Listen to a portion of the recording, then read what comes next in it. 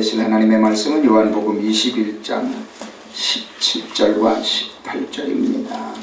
요한복음 21장 17절과 18절의 말씀입니다. 우리 김정숙 집사님이 봉독해 주시겠습니다. 봉독하겠습니다.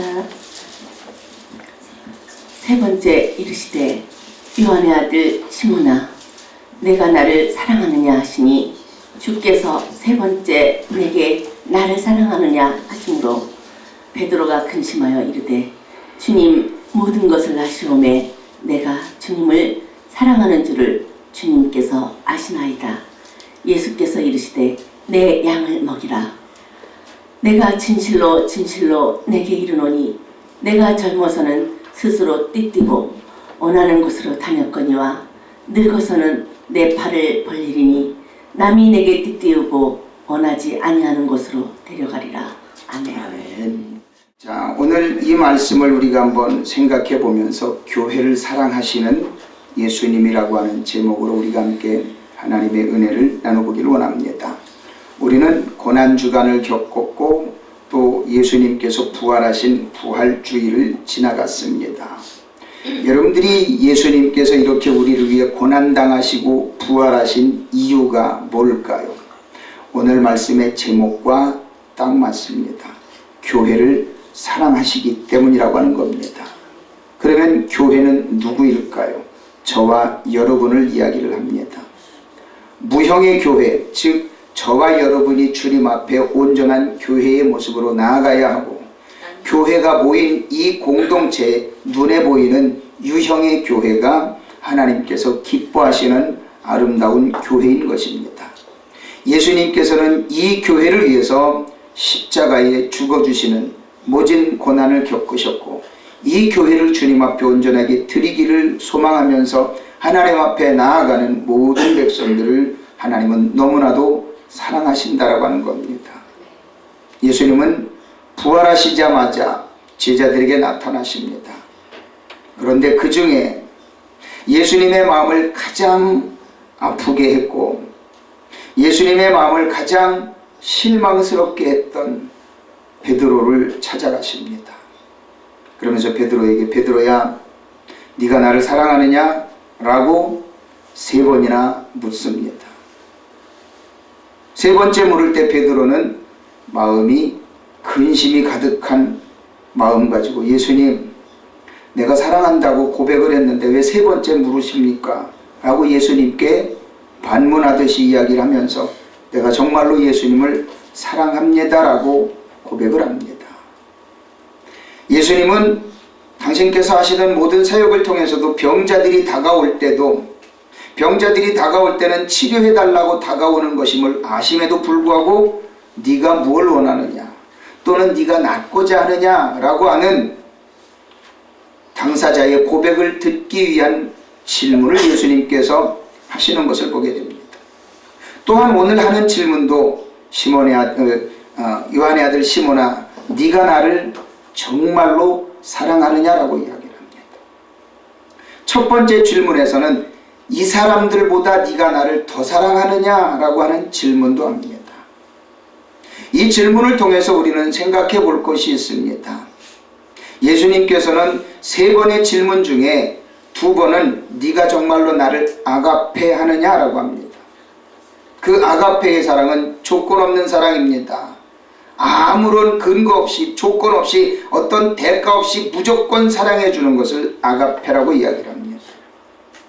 세 번째 네가 나를 정말로 사랑하느냐라고 이야기할 땐 필레오라고 하는 질문을 합니다. 형제 우애의 사랑을 표현하는 필레오의 사랑을 네가 정말로 하느냐 나에게? 라고 질문을 합니다.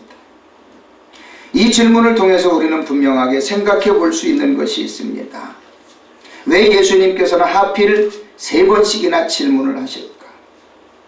베드로는 예수님께서 대제사장의 뜰에서 신문을 당하실 때에 예수님의 그 행적을 따라서 함께 다녔었던 것을 내가 봤노라 라고 묻는 조그만 여자아이의 질문에 나 저 사람 몰라, 나 저 사람 몰라 세 번씩이나 부인합니다.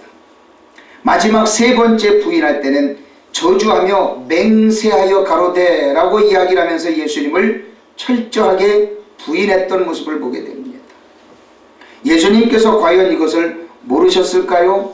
아시고 예고도 하셨고 미리 알려주셨던 것을 우리는 보게 됩니다.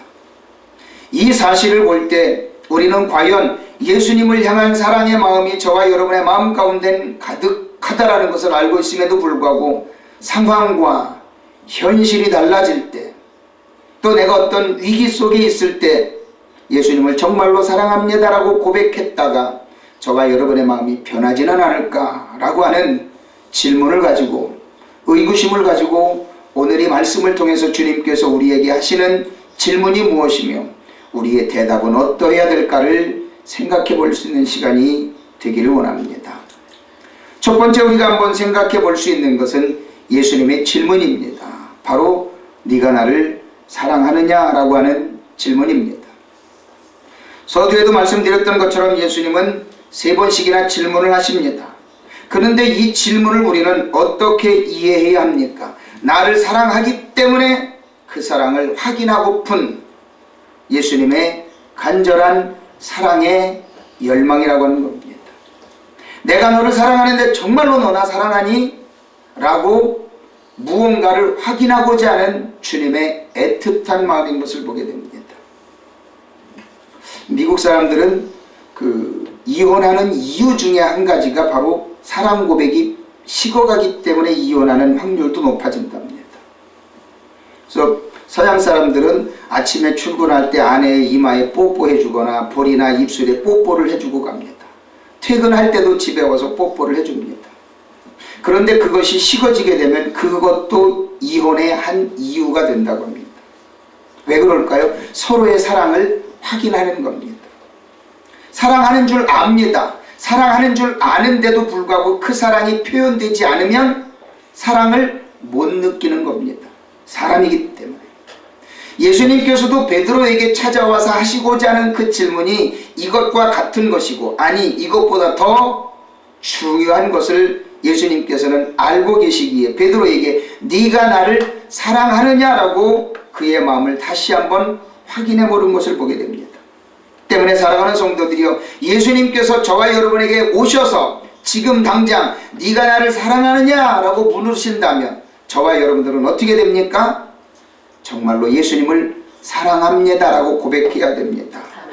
그 이유가 무엇입니까? 나를 다시 한번 돌아보기 위해 주님께서 질문하는 것이고, 나를 다시 내 믿음이 주님 앞에 온전하게 세워지도록 하기 위해서 예수님께서 질문하시는 것이고, 또한 주님을 더욱더 깊이 기억하며 주님에게서 떠나지 않도록 하기 위한 주님의 질문이기 때문에 우리는 그 질문에 확실하게 대답을 해야 됩니다. 그렇습니다. 내가 예수님을 사랑합니다라고 고백하는 저와 여러분들이 되어줘야 됩니다.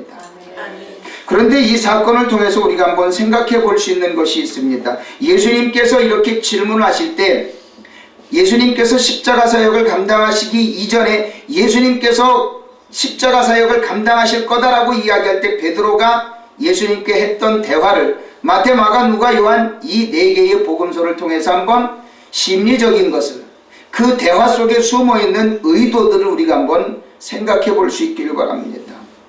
베드로는요, 예수님께서 십자가에 죽어주실 것에 대해서 이야기를 할 때 요한복음 13장 36절부터 38절까지는 베드로는 결심을 했지만 베드로는 변심하게 될 거다라고 하는 것을 예수님께서 이미 아시고서 대화하시는 내용을 보게 됩니다. 얼른 찾아보실 수 있는 분들은 빨리 찾아보셔도 괜찮아요. 요한복음 13장 36절부터 38절까지를 보게 되면 예수님과 베드로의 대화를 통해서 이렇게 이야기하는 내용들을 보게 됩니다. 시몬 베드로가 이르되 주여 어디로 가시나이까? 예수께서 대답하시되 내가 가는 곳에 네가 지금은 따라올 수 없으나 후에는 따라오리라. 베드로가 이르되 주여 내가 지금은 어찌하여 따라갈 수 없나이까? 주를 위하여 내 목숨을 버리겠나이다. 예수께서 대답하시되 네가 나를 위하여 네 목숨을 버리겠느냐? 내가 진실로 진실로 네게 이르노니 다굴기 전에 네가 3번 나를 부인하리라. 베드로는 목숨을 버리면서까지라도 예수님을 떠나지 않겠다라고 호언장담을 합니다. 절대적으로 목숨을 버리면서까지라도 주님께 함께 있겠다라고 장담을 합니다. 그러자 예수님은 아니, 닭 울기 전에, 새벽 닭 울기 전에 네가 나를 3번이나 부인할 텐데 라고 예수님은 베드로에게 그 마음을 지적을 해줍니다. 같은 내용을 마태복음 26장 31절부터 35절까지를 보게 되면 같은 내용을 이렇게도 기록합니다. 마가복음 14장 27절부터 31절까지의 똑같은 내용입니다. 마태복음 26장 31절부터 35절까지, 마태복음 26장 31절부터 35절까지. 그때에 예수께서 제자들에게 이르시되 오늘 밤에 너희가 다 나를 버리리라. 기록된 바 내가 목자를 치리니 양의 떼가 흩어지리라 하였느니라. 그러나 내가 살아난 후에 너희보다 먼저 갈릴리로 가리라. 베드로가 대답하여 이르되 모두 주를 버릴지라도 나는 결코 버리지 않겠나이다. 예수께서 이르시되 내가 진실로 네게 이르노니 오늘 밤 닭 울기 전에 네가 3번 나를 부인하리라. 베드로가 이르되 내가 주와 함께 죽을지언정 주를 부인하지 않겠나이다 하고 모든 제자도 그와 같이 말하니라.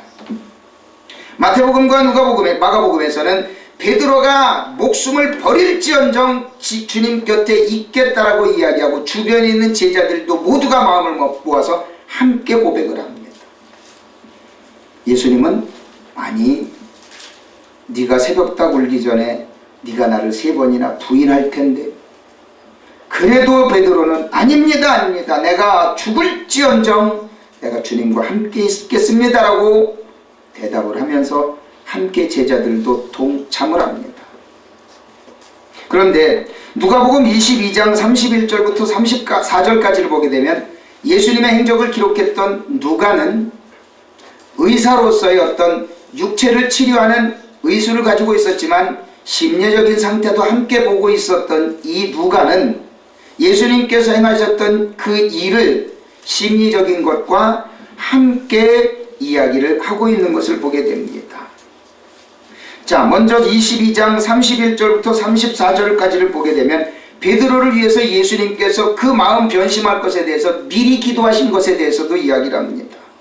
누가복음 22장 31절로 34절에 시몬아 시몬아 보라, 사탄이 너희를 밀가부르듯 하려고 요구하였으나 그러나 내가 너를 위하여 네 믿음이 떨어지지 않기를 기도하였노니 너는 돌이킨 후에 내 형제를 굳게 하라. 그가 말하되 주여 내가 주와 함께 오게도 죽는 데에도 가기를 각오하였나이다. 이르시되 베드로야 내가 네게 말하노니 오늘 닭 울기 전에 네가 3번 나를 모른다고 부인하리라 하시니라.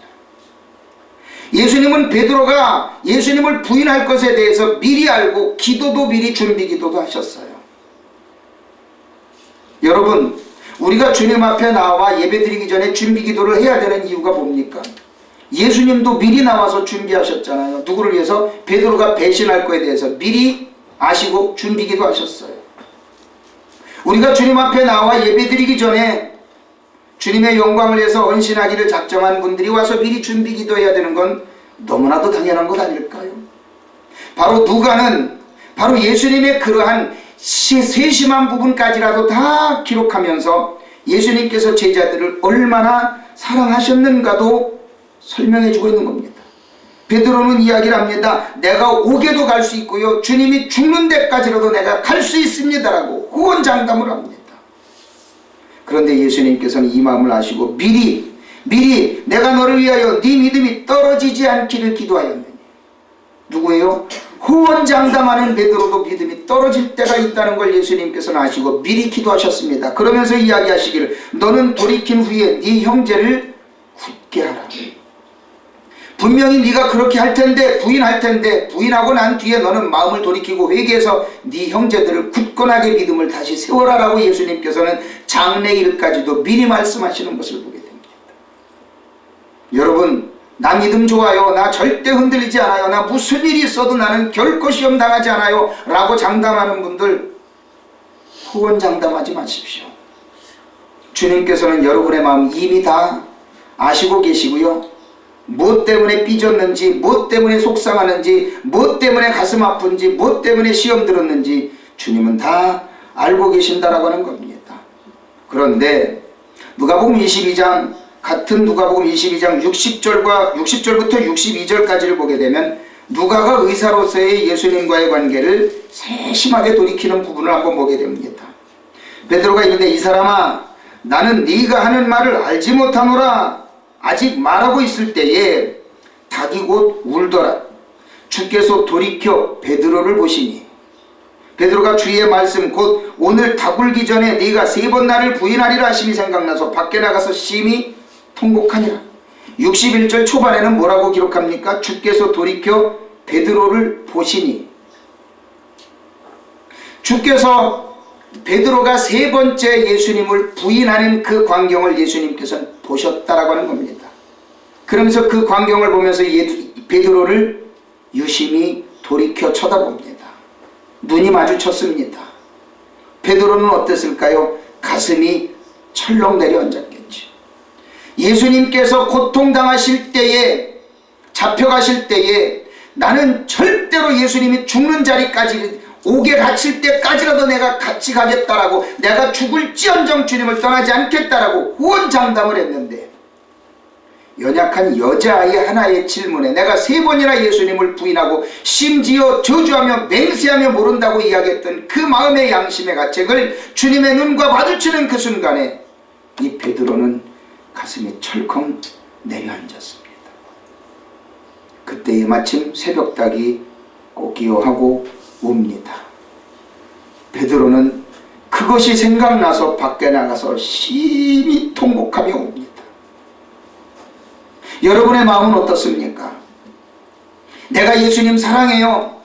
나는 예수님을 향해 나는 내 마음이 절대 변치 않아요 라고 호언장담하는 그런 모습으로 주님 앞에 나아가는 분들 너무나도 많습니다. 여러분들 비하하자고 드리는 말씀이 아니라 베드로와 우리는 심성이 어쩌면 똑같냐라고 하는 것을 말씀드리는 것입니다. 마태복음 26장 74절, 마가복음 14장과 71절이 똑같지요. 바로 베드로가 예수님을 3번째로 부인할 때 이야기합니다. 베드로가 저주하며 맹세하여 가로되 라고 이야기를 합니다. 누구든지 사람은요, 위기 상황이 닥치면은요, 그 위기의식이 가슴속에 너무나도 크게 다가옵니다. 이거 어떡하지? 이거 어떻게 하면 좋지? 내가 이 상황에서 어떻게 해야 되지? 라고 생각하면서 그 위기를 어떻게 모면할까라고 하는 생각이 먼저 앞서는 것이 사람의 심리입니다. 아주 강단이 타고나면서부터 아주 그냥 단단한 사람 아니고는 이 위기를 어떻게 해서든지 모면하고 싶어지는 것이 바로 사람입니다. 베드로가 그랬다라고 하는 겁니다.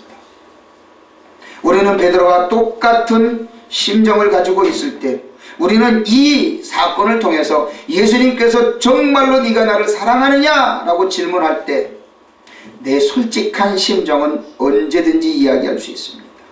그러나 그 솔직한 고백 속에 나 자신이 과연 이것이 진실인가를 나 스스로 생각해 볼 수 있는 우리들의 모습이 되어져야 된다라고 하는 겁니다.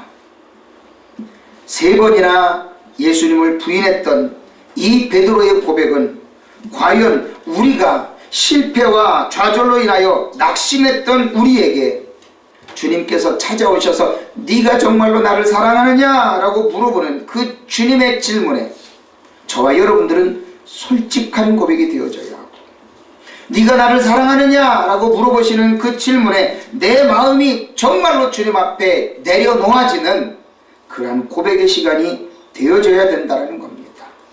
왜 그러냐면 인간이 가질 수 있는 사랑은 한계를 느끼게 됩니다.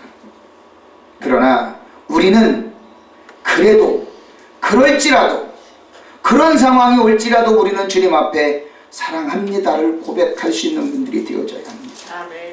나 자신이 실패하고 좌절하고 낙심해서 있는 그 상황 속에서 예수님께서 또 찾아오십니다.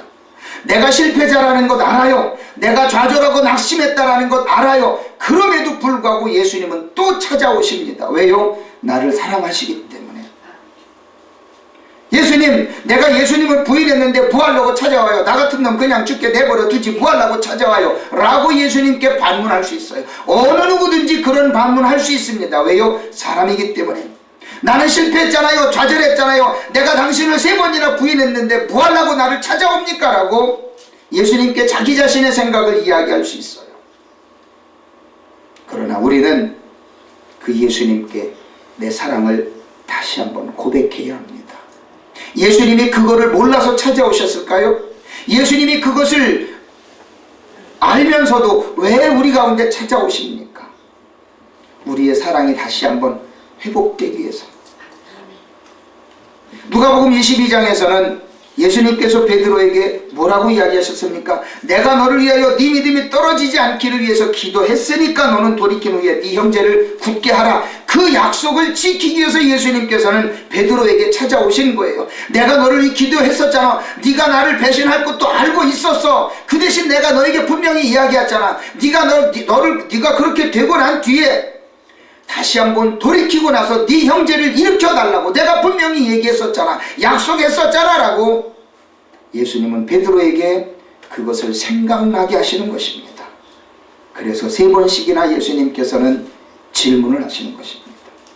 때문에 사랑하는 성도들이요, 저와 여러분이 아파할 때, 힘들어할 때 나는 주님께 버림받은 존재인가 보다라고 하는 생각보다는 그래도 주님께서는 나를 사랑하신다라고 하는 확신을 가지고 주님 앞에 나아가면서 주님께서 나를 찾아오실 때 나는 그 주님을 내 마음 다해 맞이할 수 있는 저와 여러분이 되시기를 예수 그리스도의 이름으로 축원을 드립니다. 아멘. 두 번째 생각해 볼 수 있는 것은 예수님께서는 17절 후반에 말씀하십니다. 내 양을 먹이라 라고 말씀하십니다. 예수님께서는 교회를 사랑하시기 때문에 내 양을 먹여야 된다라고 말씀하십니다. 교회를 사랑하시기 때문에 당신의 양을 먹이기를 베드로에게 당부를 합니다. 베드로도 양이지요. 그러나 베드로에게는 분명히 뭘 주셨습니까? 내가 너를 위해 기도했으니까 너는 돌이킨 후에 네 형제를 일으켜 세워라 라고 하는 특별한 명령을 베드로에게 하셨기 때문에 너는 가서 내 양을 좀 먹이면 좋지 않겠니라고 주님은 베드로에게 당부를 하십니다. 왜 하필 예수님께서는 양이라고 표현을 하셨을까요? 하고 많은 짐승 중에 왜 양이라고 표현을 했을까요? 양에게는 목자가 필요하기 때문에 예수님께서는 우리 성도들을 양이라고 표현하고 있는 모습을 보게 됩니다. 15절에서는 맨 처음에 예수님이 베드로에게 질문하고 난 뒤에 내 양을 먹이라 라고 이야기할 때는 어린 양이라고 표현합니다. 영어 성경에서는 램이라고 표현하죠. 어린 양이라고 표현을 합니다. 그러면서 그 양을 먹이라고, 어린 양을 먹이라고 표현을 하십니다. 16절에서는 내 양을 치라라고 이야기를 합니다. 여기서 이야기하는 양은 sheep, 성장한 양을 이야기를 합니다. 그 양을 돌보라라고 하는 겁니다. 어린 양은 먹이고 큰 양, 성장한 양은 돌보라라고 하는 겁니다. 그러면서 세 번째 17절에서는 내 양을 먹이라, 즉 큰 양도 먹이라라고 하는 겁니다. 어리든 크든 먹이고 돌봐야 되는 것이 바로 양이라고 하는 겁니다. 그 양을 돌보는 것이 목자로서 해야 될 핵심적인 일이라고 하는 것에 대해서 우리는 분명히 이야기를 합니다. 그런데 예수님께서는 여기서만 양으로 표현하는 것이 아니라 이사야 53장에서 당신 자신이 십자가 사역을 감당하시기 위해서 양처럼 고난당할 것에 대해서 이야기하셨던 부분을 보게 됩니다. 그러면서 성도들이 어떤 모습으로 나아가야 될 것인가, 어떤 모습으로 나가게 될 것인가에 대해서도 미리 예언하는 부분을 보게 되죠. 이사야 53장 6절과 7절에서는 이렇게 이야기합니다. 우리는 다 양 같아서 그릇 행하여 각기 제 길로 갔거늘. 우리 백성들이 어떻다고요? 우리 양들이 어떻다고요? 각기 제 길로 갔다. 왜요? 자기 마음에 안 맞으면 흩어지는 거고, 자기 생각에 안 맞으면 흩어지는 거고, 자기가 조금 상처받은 것 같으면 삐지는 거고, 이것이 바로 우리 성도들, 양으로 표현되어진 그런 존재라는 겁니다. 사랑하는 성도들이여, 각기 제 길로 갔거늘 여호와께서는 우리 모두의 죄악을 그에게 담당시키셨도다. 그가 곤욕을 당하여 괴로울 때에도 그의 입을 열지 아니하였으며 마치 도수장으로 끌려가는 어린 양과 털 깎는 자 앞에서 잠잠한 양같이 그의 입을 열지 아니하였다. 그 어린 양을 위해서 당신이 양 같은 모습으로 그 고통을 대신 당해주셨다라고 하는 겁니다. 이것이 예수님의 모습입니다. 그런데요, 학자들이 이야기하는 양의 모습을 우리가 한번 차근차근히 봤더니 이런 모습을 가지고 있더라고요. 양이라고 하는 존재가 이기적이고 이해타산적이래요. 조금만 마음에 안 들면 바로바로 돌아서는 게 양이랍니다. 그러면서도 온순하고 방어적인 성품은 그대로 고스란히 가지고 있어요. 그런데도 불구하고 이 양은 도망하기에 너무나도 신체적인 조건이 부족해요. 다리도 짧지요, 키도 작지요, 통통하지요. 그러니 도망가는 것이 얼마나 불편하겠습니까? 그런데 뿔이 나기는 나서도 공격형이 아니라 똘똘 말아진 방어형이에요. 왜 그러는지 모르겠어요. 그런데 이것이 육식동물의 표적이 됩니다. 육식동물의 표적이 돼가지고 쫓아가서 꽉 물면 도망도 못 가요. 그 짧은 다리로 아무리 휘저어봐야 그냥 맹수가 몇 발짝만 쫓아가면 꽉 물릴 만큼 너무나도 부족한 존재가 이 양이라고 하는 존재입니다. 그런데 이런 특성을 보게 되면 육식동물에게 잡혀가지고 하루속히 멸종이 되어졌어야 될 텐데 왜 지금까지 번식을 하고 있을까요? 좋은 목자들을 만났기 때문에 지금까지도 멸종이 안 되고 꾸준히 명맥이 유지되어지고 오고 사람들을 위해서 고기와 털을 공급하고 있는 겁니다. 누구 때문에? 목자 때문에. 이 양의 특성을 예수님께서는 왜 하필 당신의 사역과 우리 백성들을 비유하는데 이 양으로 표현하셨는가? 너무나도 정확한 표현이 아닐까요? 때문에 우리는 양으로서의 본분을 가지고 우리는 주님 앞에 나아가서 바로 양과 같은 우리의 모습을 주님 앞에 솔직하게 내려놓고 주님, 저는 양 같은 존재입니다. 주님이 아니고서는 우리가 주님의 품을 떠날 수가 없고 주님이 아니면 우리를 도와주고 지켜줄 만한 존재가 없습니다를 주님 앞에 솔직하게 고백하는 우리들의 모습이 분명히 되어져야 된다는 겁니다. 하나님 없어도 잘 살 수 있고 하나님 아니어도 나 씩씩하게 살아갈 수 있고 하나님 아니어도 나 뭐든지 다 잘할 수 있어요가 아닌 양처럼 주님의 도우심이 아니면 양처럼 주님의 인도하심이 아니면 양처럼 주님이 지켜주시는 것이 아니면 나는 진작에 멸종되었어야 할 존재임을 고백해야 됩니다. 목자에게는 긴 막대기가 있어요. 그 긴 막대기는요, 맹수들이 쫓아오면은 맹수를 쫓는데 그 지팡이가 쓰여집니다. 그런데 양들을 위해서는 어떻게 해요? 양들이 잘못된 길을 갈 땐 한 대씩 톡톡 칩니다. 그러면 딴 길 가다가도 돌아옵니다. 잘못된 걸 먹게 되면 어떻게 해요? 머리통을 한 대 탁 때려버립니다. 그러면 독초를 안 먹습니다. 목자가 가지고 있는 지팡이의 용도가 그겁니다. 때문에 양은 목자가 해주는 대로 그대로 가야 합니다. 자기 잘났다고 지멋대로 가다가는 낭떠러지에 떨어질 수도 있고 주인이 시키는 대로 하지 않고 독초를 먹게 되면 그 자리에서 죽는 것이 양입니다.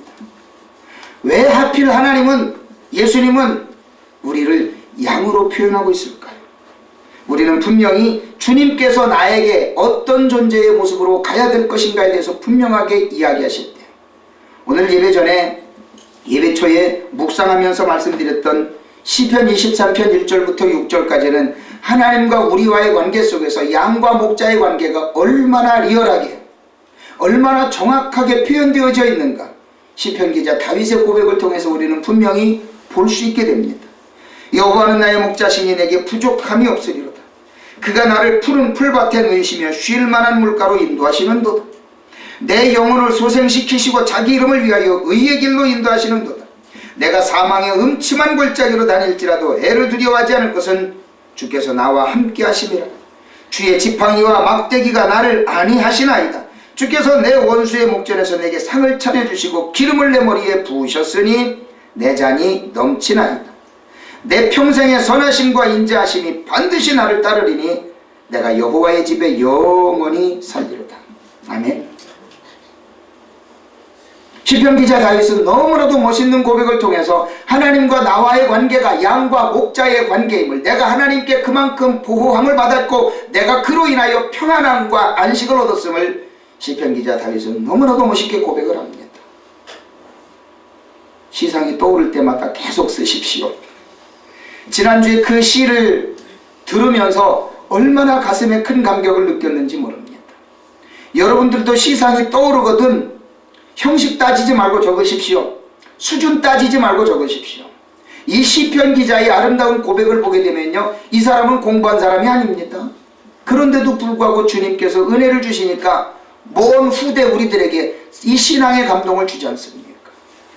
나는 배운 게 없어서 안 돼요 라고 자기 스스로를 비하하지 마십시오. 얼마든지 쓰십시오. 얼마든지 고백하십시오. 그리고 얼마든지 찬양하십시오. 그것이 바로 주님을 위한 사랑의 고백입니다.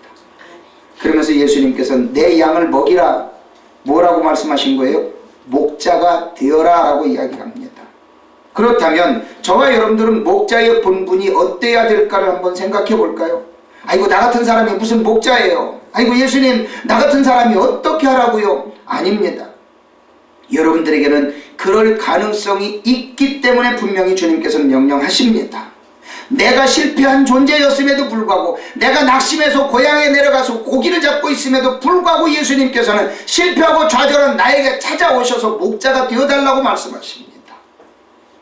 저와 여러분들이 주님 앞에 쓰임받을 존재이기 때문이라는 사실을 기억한다면 우리는 분명히 그럴 가능성이 분명히 있다는 것을, 저는 저와 여러분들을 만나는 순간부터 제 가슴속엔 그 꿈이 늘 깨지지 않고 있습니다.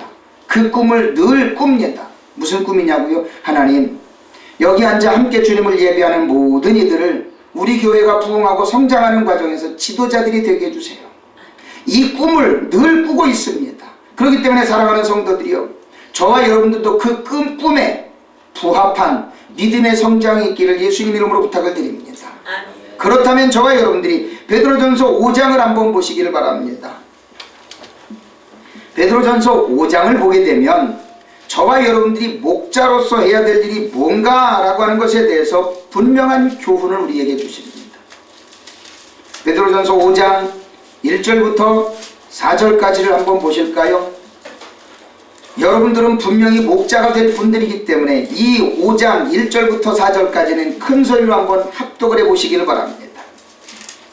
큰 소리로 합독을 하시는데 자신있게 합독하십시오. 왜냐하면 여러분들은 지도자들이 될 분들이니까, 주인공들이 될 분들이니까. 아멘. 이럴 때는 아멘 크게 해도 돼요. 이 완담으로도 돼요. 여러분들은 지도자가 될 분들이니까. 아멘. 여러분들은 큰 분들이 될 분들이니까. 아멘. 자, 베드로전서 5장 1절부터 4절까지를 천천히 그 대신 큰 소리로 확신 있게 한번 합독해 봅니다. 시작. 너희 중 장로들에게 권하노니 나는 함께 장로된 자요 그리스도의 고난의 증인이요 나타날 영광에 참여할지니라.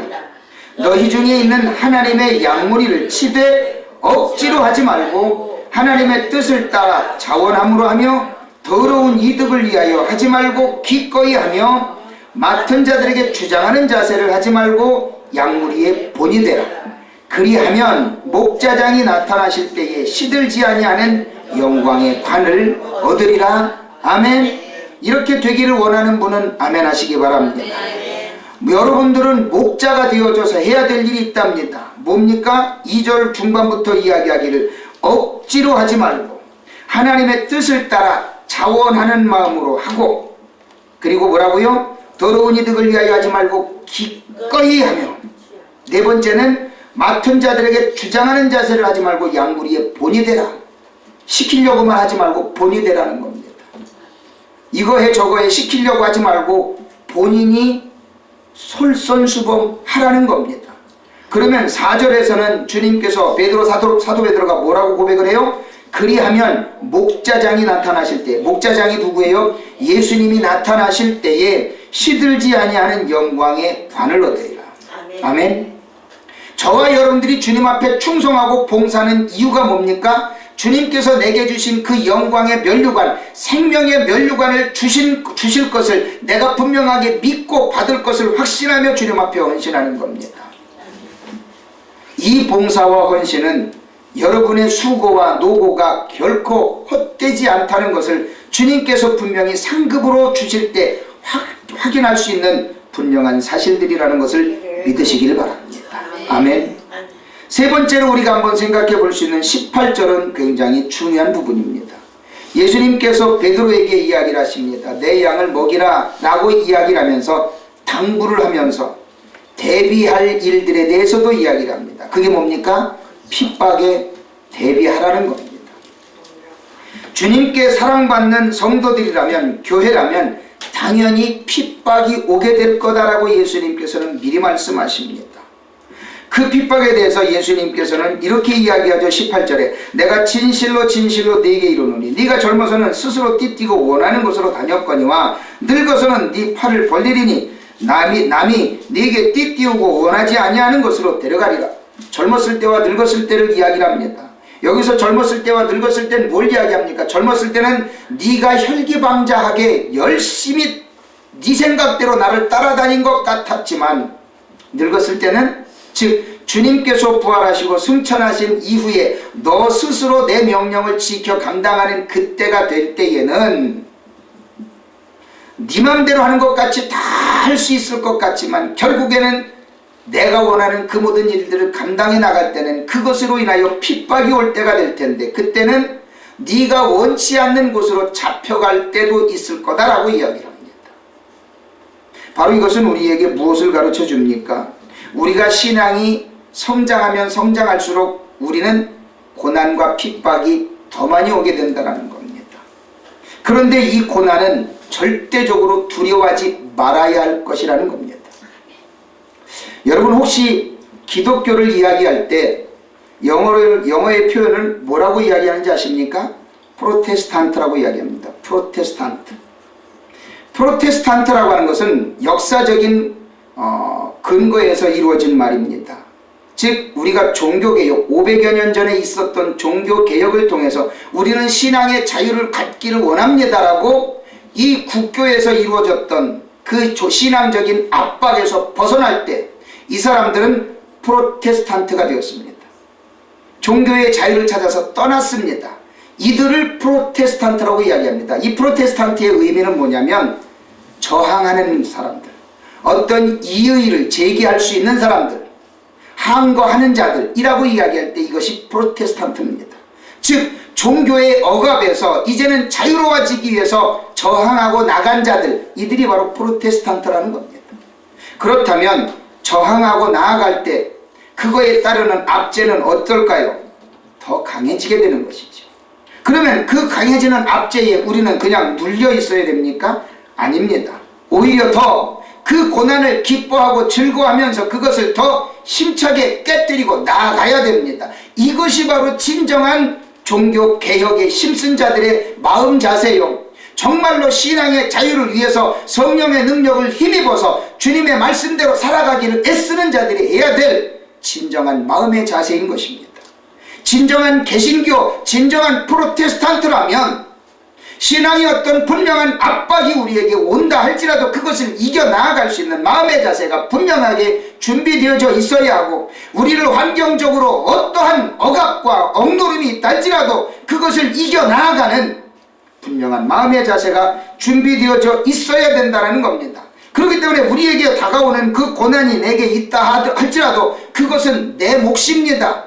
이 고난을 피해가려고 하기보다는 이 고난을 내 몫으로 알고 그것을 감당해 나아갈 수 있는 믿음의 자세가 우리에게는 분명히 필요하다는 겁니다.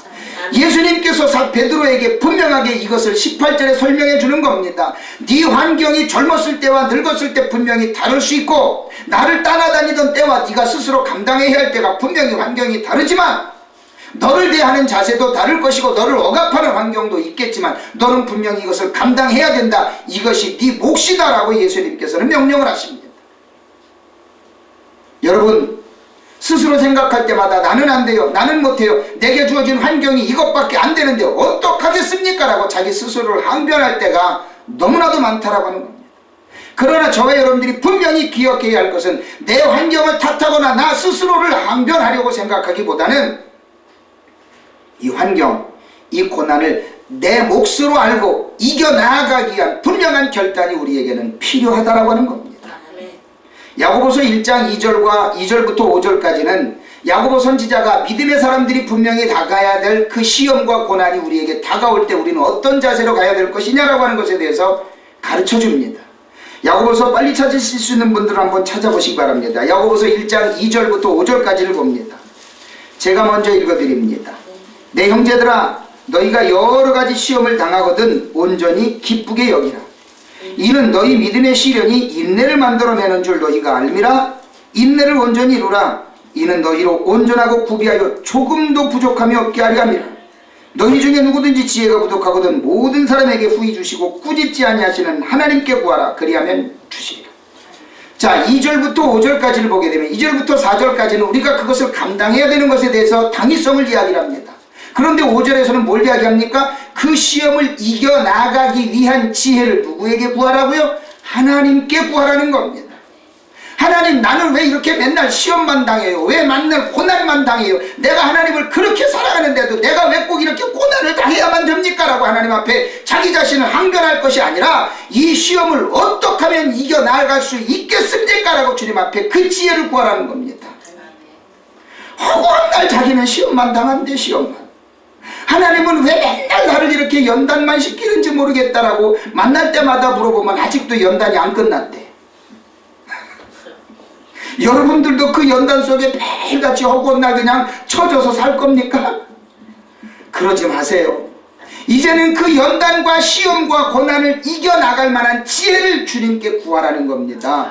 야고보 선지자가 강조하는 게 그거예요. 누구든지 믿음 생활하다 보면 고난당할 수 있어. 근데 그 고난을 이겨낼 지혜를 하나님께 구하라는 겁니다. 아멘. 이 모든 지혜와 능력을 받으시기를 예수 그리스도 이름으로 축원을 드립니다. 아멘. 그 대신 이 고난을 즐기라는 겁니다. 베드로전서 5장 7절부터 11절까지는 사도 베드로가 4장 12절부터 14절까지 베드로전서 4장 12절부터 14절까지 베드로는 아주 당당하게 이야기해요. 뭐라고요? 고난을 즐거워하래요. 사랑하는 자들아 너희를 연단하려고 오는 불시험을 이상한 일 당하는 것 같이 이상히 여기지 말고 오히려 너희가 그리스도의 고난에 참여하는 것으로 즐거워하라. 이는 그의 영광을 나타내실 때에 너희로 즐거워하고 기뻐하게 하려 함이라. 너희가 그리스도의 이름으로 치욕을 당하면 복 있는 자로다. 영광의 영 곧 하나님의 영이 너희 위에 계십니다. 어떤 분이 그러더라고요. 피할 수 없으면 차라리 즐기라고. 피할 수 없으면 차라리 즐기래요. 근데요, 사도 베드로는요 그것을 더 당당하게 즐기래요. 왜냐하면 여러분들이 고난당하면서 하나님 앞에 지혜를 구할 때마다 우리 위에 누가 있다고요? 하나님의 영이 우리 머리 위에 있대요. 얼마나 감사한 일입니까? 그건 뭘 이야기합니까? 하나님이 이길 수 있는 지혜와 능력을 분명히 주신다라고 하는 거예요. 아멘? 그렇기 때문에 하나님, 나는 왜 맨날 이 모양으로 살아야 됩니까? 내가 하나님을 그토록 섬겼는데, 그렇게 충성했는데 왜 나는 이 시험과 연단이 왜 안 끝납니까? 라고 하나님 앞에 항변하지 말고 차라리 즐기면서 기뻐하고 하나님 앞에 영광을 돌리래요. 그러면 우리 머리 위에 누가 존재한다고요? 하나님의 영이 우리와 함께 한답니다. 아멘? 때문에 사랑하는 성도들이요, 이제는요 더 당당하시기 바랍니다. 베드로전서 5장으로 넘어가면 4장에서는 분명히 그것을 즐기라고 이야기했죠. 그러면서 5장에서는 이야기를 합니다. 7절부터 11절까지는 그 못된 놈을 대적하래요. 그 못된 놈이 누굴까? 마귀. 자, 베드로전서 5장 7절부터 11절까지를 찾으신 분들은 큰 소리로 한번 합독해 봅니다. 시작. 너희 염려를 다 주께 맡기라. 이는 그가 너희를 돌보심이라. 근신하라, 깨어라. 너희 대적 마귀가 우는 사자같이 두루다니며 삼킬 자를 찾나니 너희는 믿음을 굳건하게 하여 그를 대적하라. 이는 세상에 있는 너희 형제들도 동일한 고난을 당하는 줄을 알미라. 모든 은혜의 하나님 곧 그리스도 안에서 너희를 부르사 자기의 영원한 영광에 들어가게 하시니가 잠깐 고난을 당한 너희를 친히 온전하게 하시며 굳건하게 하시며 강하게 하시며 터를 견고하게 하시리라. 권능이 세세무궁하도록 그에게 있을지어다. 아멘. 고난 당하지만 어떻게 하신다고요? 고난 당하지만 주님께서는 분명히 우리를 붙들어 주셔서 온전하게 하시며 굳건하게 하시며 강하게 하시며 터를 견고하게 하신다라고 사도 베드로는 정확하게 우리의 환경이 어떤 모습으로 바뀔 건가를 분명하게 이야기해 줍니다.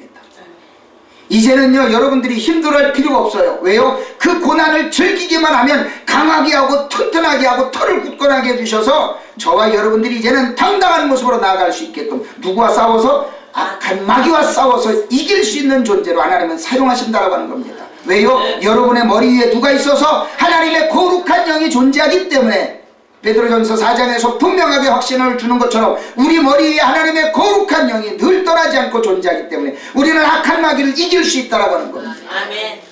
어떤 분들은 예수 믿고 승리하세요. 그러면 승리는 어떻게 해요?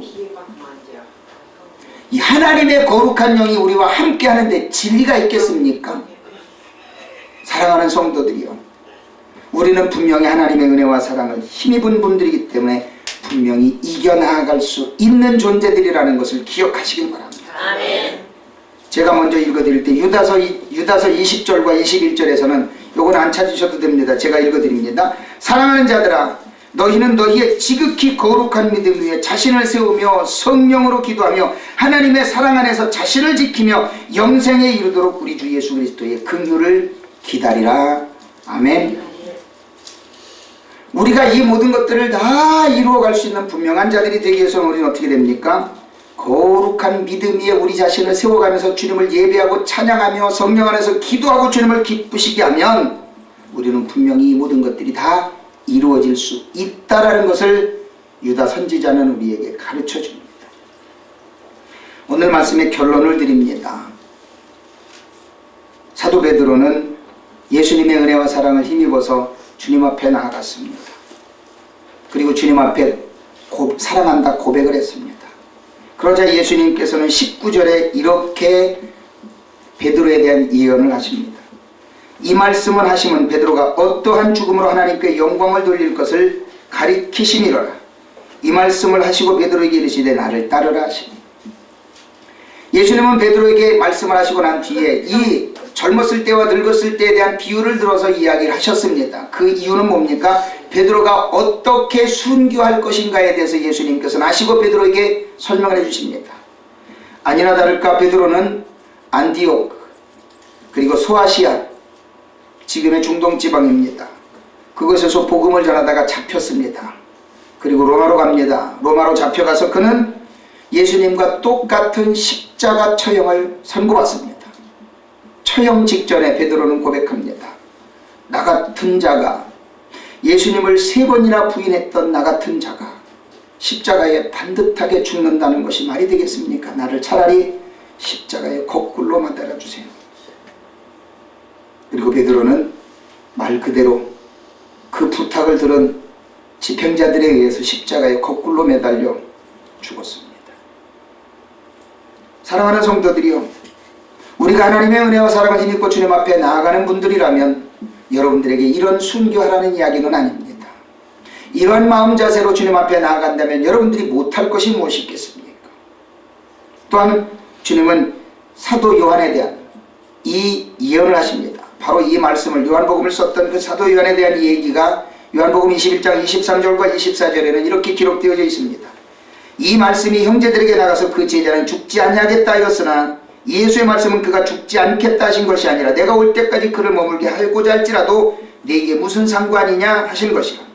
이 일들을 증언하고 이 일들을 기록한 제자가 이 사람이라. 우리는 그의 증언이 참된 줄 아노라. 이 요한복음을 썼던 사도 요한은 결국에는 예수님께서 하시는 그 예언의 말씀을 따라 그는 복음을 전하다가 반모섬에 잡혀가서 주님께서 장차 이 백성들에게 하실 그 모든 일들을, 미래적인 일들을 보게 하는 계시록을 쓰게 합니다. 그것이 바로 우리가 성경 맨 뒷부분에 보게 되는 요한계시록인 것입니다. 예수님은 사도 요한이 죽을 만한 고비를 여러 번 넘기는 가운데서도 그를 결코 죽이지 아니하시고 끝내는 반모섬까지 위배되어 가게 하셨다가 그곳에서도 죽이지 아니하시고 영원한 천국을 보게 하시면서 그 천국에 대한 기록을 손수 쓰게 만드십니다.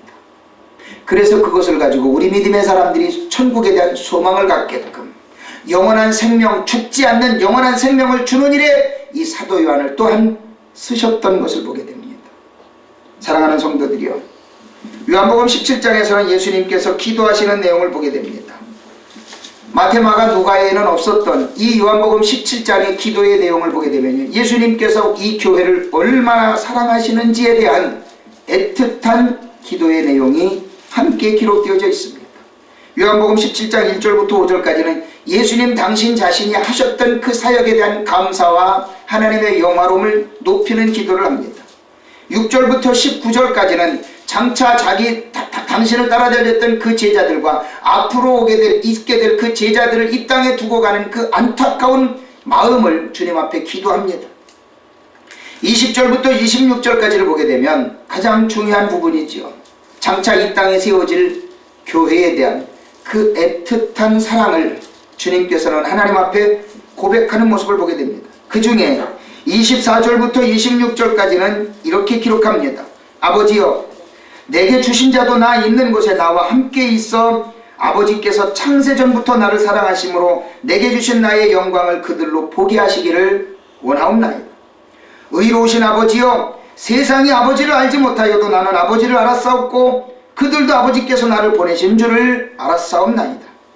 내가 아버지의 이름을 그들에게 알게 하였고 또 알게 하리니 이는 나를 사랑하신 사랑이 그들 안에 있고 나도 그들 안에 있게 하려 함이니이다. 아멘. 장차 믿음의 사람들에 의해서 주님을 기뻐하는 자들로 모여 이루게 될 그 교회를 위해서 주님께서는 미리 기도하십니다. 그리고 내가 알려진 것처럼 이 교회가 형성되어지고 그 교회 속에 내가 있고 내 안에 그들이 있을 것이다 라고 예수님께서는 하나님 앞에 감사의 기도를 미리 있게 될 그 교회들을 위해서 주님께서 미리 기도하시는 내용을 보게 됩니다. 얼마나 교회를 사랑하셨으면 주님께서는 이러한 기도를 미리 준비하셨을까요? 미리 준비되어지고 실행되어진 이 교회 속에 있는 사랑하는 성도들이요, 때로는 그런 생각과 그런 갈등을 합니다. 주님, 나를 정말로 사랑하십니까? 나를 사랑하신다면 내가 왜 이 고난을 당해야 됩니까? 정말로 나를 사랑하신다며 내가 왜 이 맨날 어려움과 고통 속에 있어야 됩니까? 라고 하나님 앞에 반문하는 분들이라면 오늘 말씀을 통해서 다시 한번 새로운 힘과 용기를 얻으시기를 주님의 이름으로 부탁을 드립니다. 아멘. 하나님은 결코 여러분을 버리지 않으셨습니다. 아멘. 여러분들이 고난당하고 어려워하고 갈등하고 고민하며 죽을 만한 고통에 여러분들이 행여나 처해 있을지라도 하나님은 결코 여러분을 버리지 않았습니다. 단지 여러분들이 하나님이 나를 버린 것 같은 오해를 하고 있을 뿐이지 하나님은 결코 여러분을 버리지 않았다는 분명한 확신을 가지고 주님을 기뻐하기만 한다면 하나님은 저와 여러분을 위해서 베푸시는 그 기사와 이적 또한 아름다운 영광을 저와 여러분의 삶에서 분명히 보게 될 것이라는 것을 믿으시기를 예수 그리스도 이름으로 축원을 드립니다.